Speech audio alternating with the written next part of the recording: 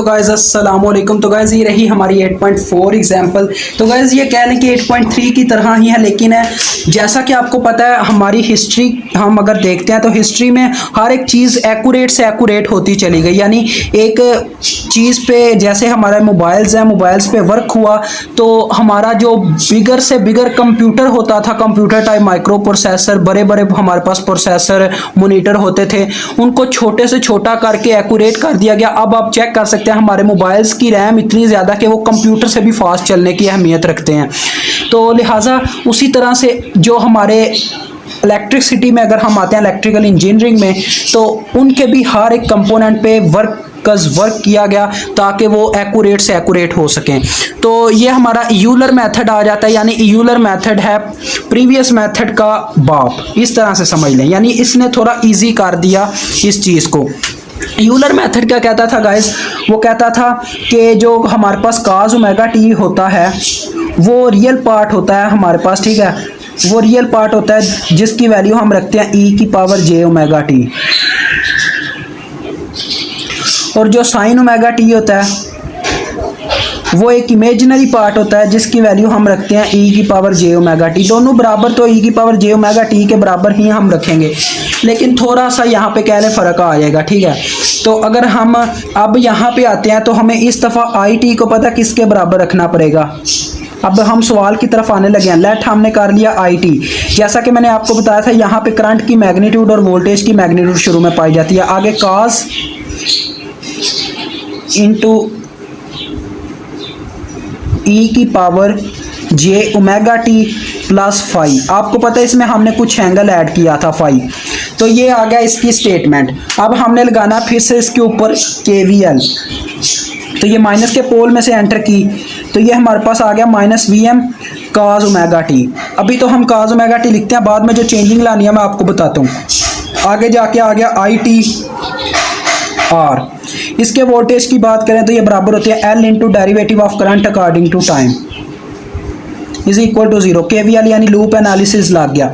अब आपने क्या करना है गाइस, इस इक्वेशन को थोड़ा सीधा साधा करना है। एल पहले ले आना डेरिवेटिव ऑफ करंट। अब करंट की जगह उसकी वैल्यू पुट करें। वो क्या है हमारे पास I M cos, sorry guys मैं काज बार बार लिख रहा हूँ, यहाँ पे काज खत्म हो जाएगा क्योंकि हमने काज ओमेगा टी यानी आई एम के आगे था cos omega T plus five. हमने काज की जगह ही E J omega T plus five add किया तो काज नहीं आएगा, ठीक है। ये काज गलती से लिख दिया मैंने यहाँ पे जैसे आपको लेट करवाया था।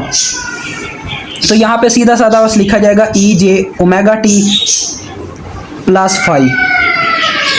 उसी के साथ साथ ये हमारी होगी ब्रैकेट ऑफ प्लस, यहाँ पे भी आ जाएगा हमारे पास आई एम ई की पावर जे ओमेगा टी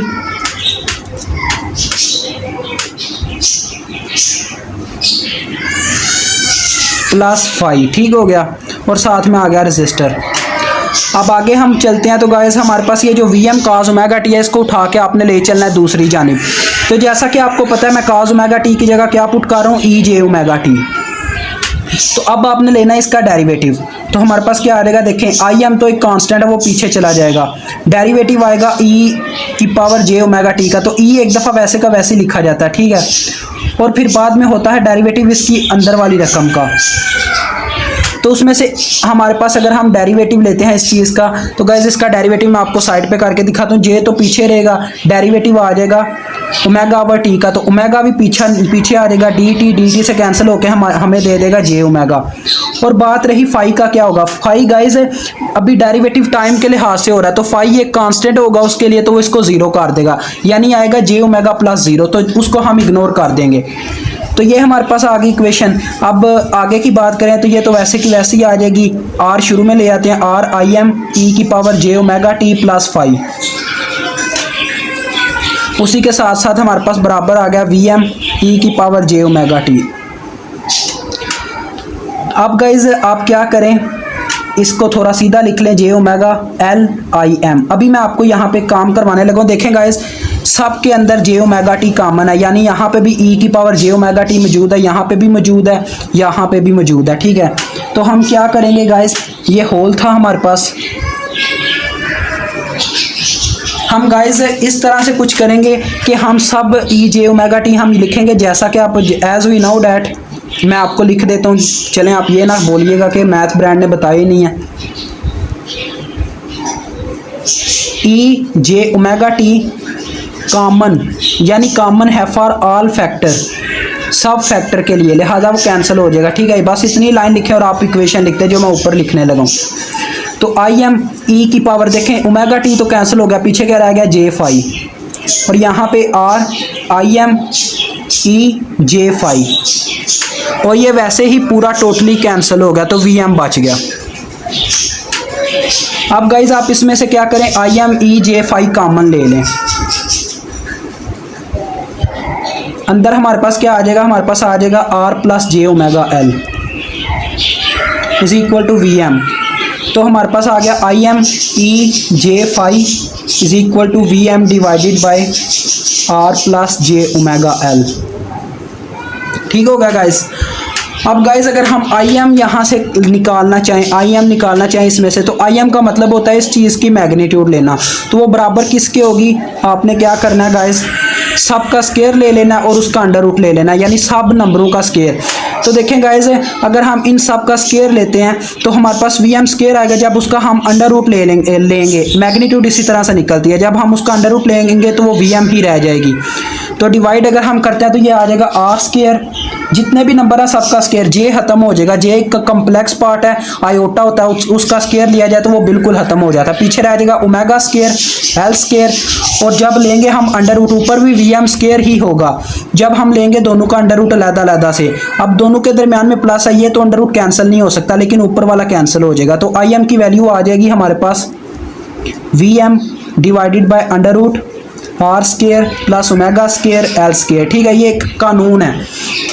आगे ई जे फाई की बात की जाए ना, तो ये हमारे पास पता किसके बराबर होगा, ये बराबर होगा ई जे फाई की वैल्यू। फाई की वैल्यू पता है हमारे पास क्या थी, हमारे पास फाई की वैल्यू थी minus tangent inverse omega L over R, ये आपको याद रहनी चाहिए।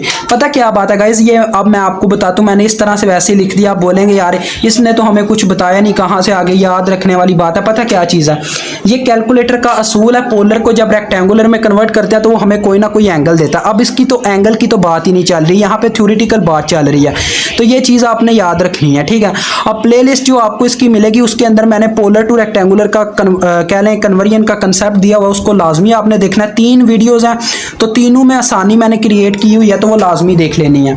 तो ये कन्वर्ट करने के बाद आप क्या करें, आई टी में पुट कर दें। उसकी क्या इक्वेशन थी, आई एम ई की power J omega T plus phi, तो वैल्यूज पुट करें गाइस।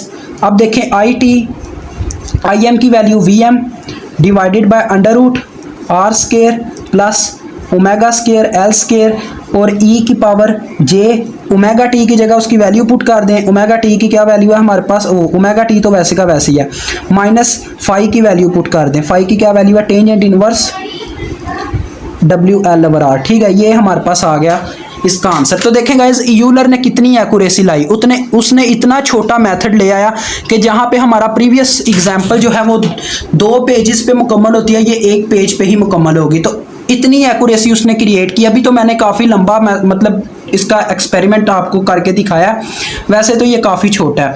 आगे एक और मेथड आता है, वो इसको मज़ीद छोटा कर देता है। तो इंशाल्लाह मिलेंगे उस मेथड के साथ नेक्स्ट एग्जाम्पल के साथ। अभी तक के लिए इतना ही, हैरियत से रहें, अल्लाह हाफिज़।